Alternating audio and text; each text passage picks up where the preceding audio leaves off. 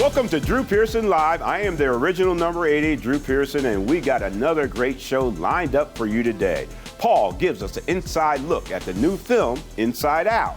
And we're chilling and grilling with Golden Chick. And it's a bird, it's a plane. No, it's a rocket. Former Dallas Cowboys wide receiver Rocket Ismail is in the house, and he's going to join us later in the show. But first, here's your Dallas Sports Report.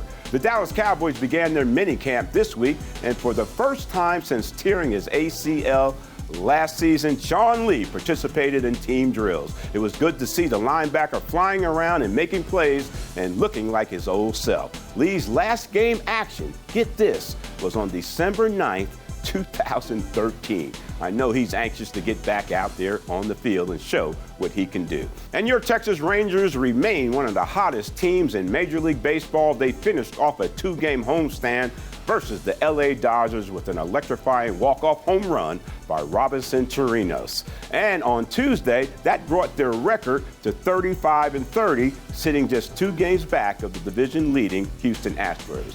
And a big congratulations to the 2 new champions in American sports, the Chicago Blackhawks and the Golden State Warriors. The Warriors broke the hearts of all the Clevelanders once again when they finished off the Cavs 105-97, winning their first title in 40 years. And if you're a Cleveland fan, you probably don't want to hear this, but there's always next year. Sports Week is next. My man Matt Thornton from the Dallas Entertainment Journal is over at the Sports Desk, so don't go anywhere because Drew Pearson Live, it starts right about now. Hut, hut.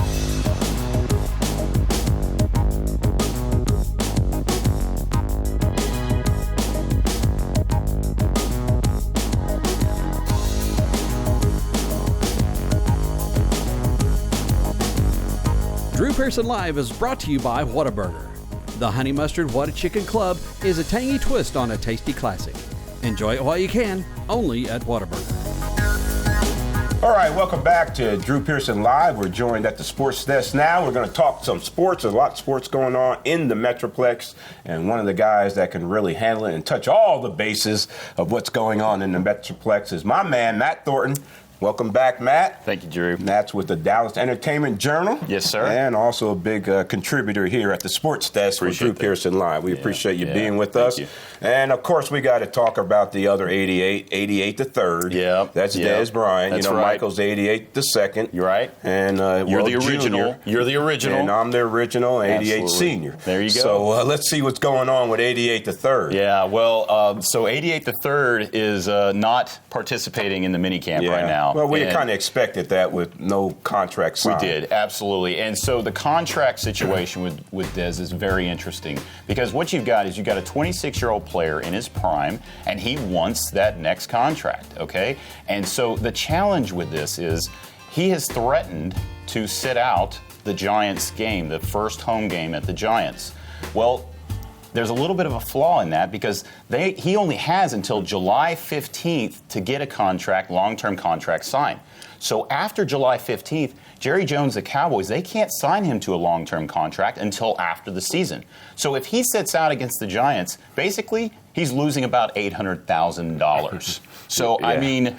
That's a tough decision. It is, and it's kind of one of those, negotiation tactics that you kind of question a little bit. Emmitt Smith did that. He did that very effectively, but there was no franchise tag when Emmitt did it. It's an apples and oranges comparison. Right. So, Matt, I did that back in the day in 1983. I was making a lot of noise in training camp and wanted the new contract. Interesting.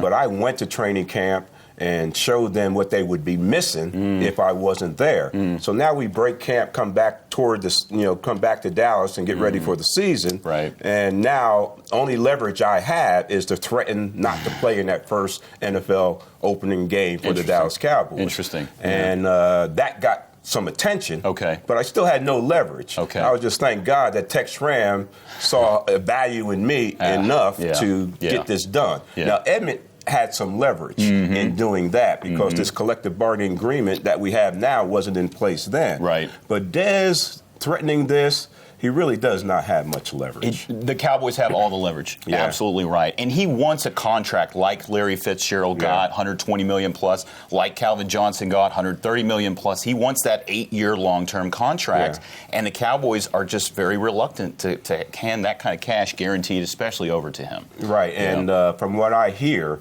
the void between these two sides is great. Very substantial. It's going to be taking a lot of behind the scenes, a lot of late night meetings or whatever to get this deal done by July 15th. Absolutely. If they do that by then. That's so correct. Hopefully they will. And if they don't, hopefully Dez and his representatives will see value into him continuing to play at $12.8 million.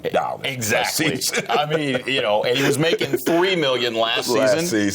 That's a little bit of a raise there, I think. Yeah, it's hard to turn down $1 million a month. Woo. Anyway, let's switch gears to the Texas Rangers. Absolutely. Man, they are playing some great ball still. Still playing great ball. Yes. I mean, Bannister has, again, as we talked the last, week, I mean, they've bought into his program. The players are incredible. Don't forget, they're playing without Adrian Beltre, Josh Hamilton, Derek Holland is out. Yu Darvish is out. I mean, honestly, the way they started with all those injuries, it doesn't, I kind of expected them to struggle. Yeah. And the fact that their bats have come along, Prince Fielder still hitting over 300, leading the American League. I mean, of course, Sean Tollison has been amazing. He's closing out games left and right. He just got named the closer the other day. So this team is just really impressive. Yeah, really impressive. They're clicking on all the right cylinders right now. And, in baseball, it's an up and down season throughout the season.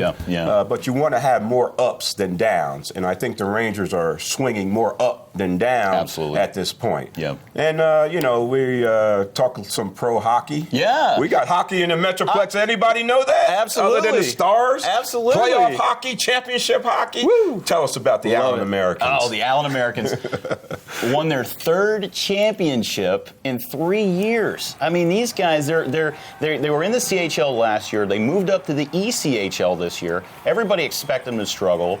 And they went out and won another championship. So congratulations, Allen Americans. I mean, what a great story. ECHL is kind of like the AAA in baseball. It's the minor league for hockey. It's the next step up to the big time for these guys. Exactly. And they've been getting a great turnout as well at the Allen Event Center. They had almost 7,000 fans there for that final game. And the thing went 7 games, man. They were going back and forth to Carolina.